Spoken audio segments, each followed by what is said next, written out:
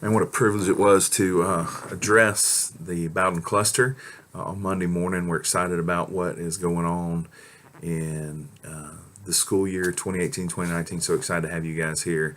But as I left on Monday, I just feel like I didn't tell the whole story. So I just wanted to maybe catch some of you guys up, get the intro part, maybe if some of you weren't able to be there, and then the best part of the story I really left out. So we talked about what commitment was, and by definition, commitment is a feeling of dedication and loyalty to a cause, activity, or job. But I love this last line is wholeheartedly dedicated. And I know for you to be an educator, you are wholeheartedly dedicated.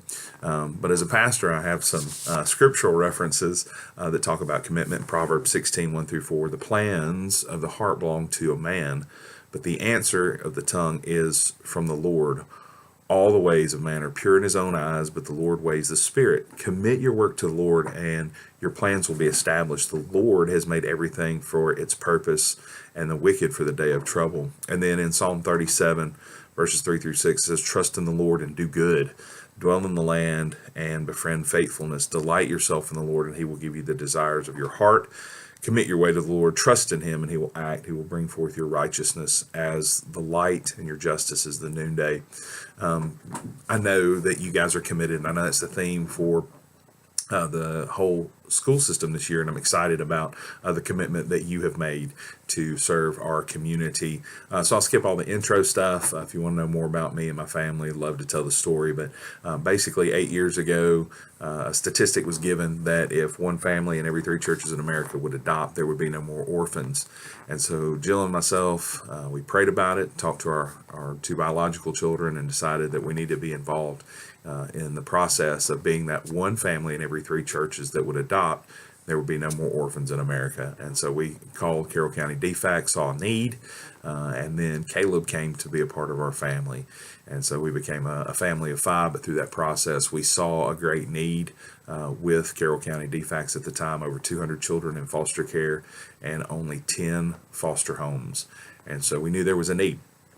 And so we began to increase our level of commitment to help out the children of Carroll County. And so we reached back out to Carroll County, got things back in place so that we could become foster parents. And Elena and Shanti came to our home. Elena was 6 weeks old when she came to our home. We thought it'd probably be a short-term thing. It's foster care, right? They'll be with us for a few weeks, maybe a couple of months, and they'll go back home. But we soon learned that that probably wasn't going to be a reality.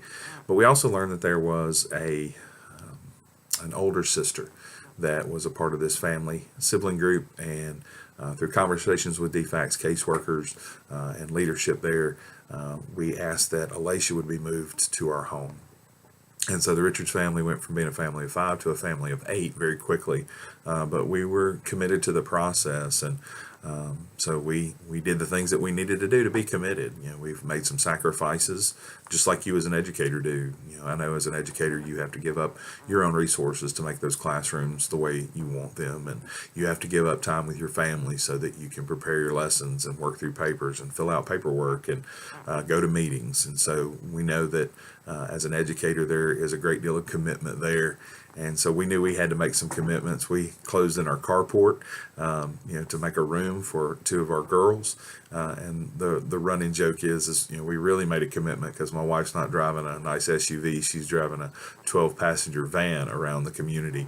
And the community still thinks that she's Robert L. when she drives around. And the elementary school every once in a while tries to put a basketball team or some other rec team on her bus because it looks just like the rec department's van. So anyway, we're all in this process. But what I didn't get to was Alicia's situation. Her diagnosis is very heavy, even diagnosed with PTSD at 7 years old. And the part of commitment that I didn't get to that I really wanted to share is the investment of the teachers, administrators, support staff at Bowdon Elementary School, and the progress that Alicia has made. And I just want to say thank you to you guys because of your commitment. If you would have seen her 4 years ago when she came into our home, even today she struggles, but she's making so much progress. And the story I didn't get to tell that I so wanted to tell was we sat in the line at Johnson Pharmacy to pick up a prescription. It was just me and Alicia. And as we were sitting there, I said, well, if you guys can't find that prescription, it's not important. And from a voice behind me said, necessary means it's not as important. And I just paused and looked back and I said, Alicia, what did you just say? And she looked at me and she said, it means not as important. And if you would understand the progress in her development and her understanding, it blew my mind that she was able to make that process. Now, there are many hard days, but we see a lot of success. And I know that comes from the investment of the teachers, administrators, everybody at Bowdon Elementary School. And I know you're doing it in the middle school, and I know you're doing it at the high school.